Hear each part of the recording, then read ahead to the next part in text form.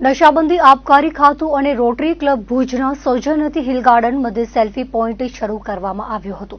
નશાબંધી ખાતાના sub inspector SP મારુ તેમજ યશપાલસિંહ અને ક્લબ પ્રમુખ ધર્મેન્દ્રસિંહ વાઘેલાના હસ્તે સેલ્ફી પોઈન્ટને ખુલ્લો મૂકવામાં આવ્યો હતો, જેનો બહોળી સંખ્યામાં મુલાકાતીઓએ લાભ લીધો હતો।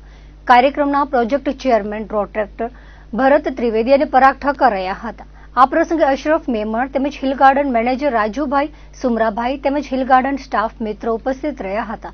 કાર્યક્રમનું સંચાલન ડોક્ટર ઉર્મિલ હાથીએ કર્યું હતું અને આભાર વિધિ અશરફ મેમણ દ્વારા કરવામાં આવી હતી। ગુજરાત સરકાર દ્વારા ગાંધી જયંતિથી લઈને 1 અઠવાડિયા સુધી એટલે કે 2 ઓક્ટોબરથી લઈને 8 ઓક્ટોબર સુધી નશાબંધી સપ્તાહની ઉજવણી કરવામાં આવે છે।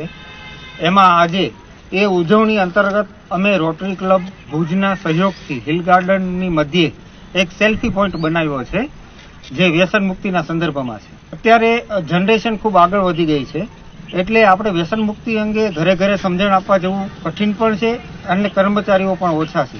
ત્યારે હિલ ગાર્ડન જાહેર જગ્યા છે જ્યાં ઘણી પબ્લિક આવતી જતી હોય છે અને નવી પેઢીને નવા સ્વરૂપમાં અમે વ્યસન મુક્તિનો સંદેશ આપવા માટે આ પગલું ભરેલું છે। લોકોને અમે અપીલ કરશું કે અત્યારે જે વિવિધ પ્રકારના વ્યસનોમાં યુવા પેઢી જે વિનાશ તરફ આગળ વધી રહી છે, એમને આપણે સમજણપૂર્વક પાછી વાળવી પડશે, તો જ આપણા શહેરનો, રાજ્યનો અને દેશનો વિકાસ થશે। નશાબંધી અને આબકારીની એક નશાબંધી અને આબકારીની વ્યસન મુક્તિનો એક પ્રોજેક્ટ હતો।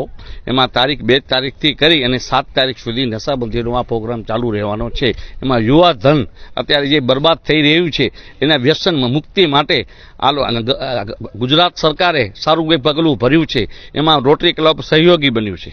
ઉદ્ઘાટન હેતુ એ હતો કે અત્યારે જે કોલેજો, સ્કૂલો, યુનિવર્સિટીમાં યુવાધન જે અત્યારે નશાના રવાડે ચડેલ છે એને ખતમ કરવા માટે ગુજરાત સરકારે એક સાહસિક પગલું ભર્યું છે। આજે ગાંધી જયંતિના દિવસે અને વિજયા દશમના દિવસે એક જ્યારે શ્રીરામે રાવણ દહન કર્યું હતું અને ત્યારે પણ એક આવું એક પગલું ભર્યું હતું। અત્યારે ગુજરાત સરકાર એક વ્યસન મુક્તિનું પગલું ભરી રહી છે, એ બહુ ધન્યવાદને પાત્ર છે। હિલ ગાર્ડનની અંદર ભુજની ઓછામાં ઓછી રોજની 700 થી 800 પબ્લિક આવે છે અને જાય છે, તો એના માટે સેલ્ફી પોઈન્ટ પાડે અને જોવે કે વ્યસન આપણે કરવું જોઈએ નહીં।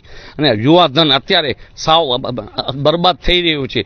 એમડી ડ્રગ્સ, ગાંજો, ચરસ, દારૂ, બીડી, બાજુમાં કોલેજ છે, તો એ હેતુઓને એ લોકોને સાર્થક કરવા માટે અને સમજણ આપવા માટે અત્યારે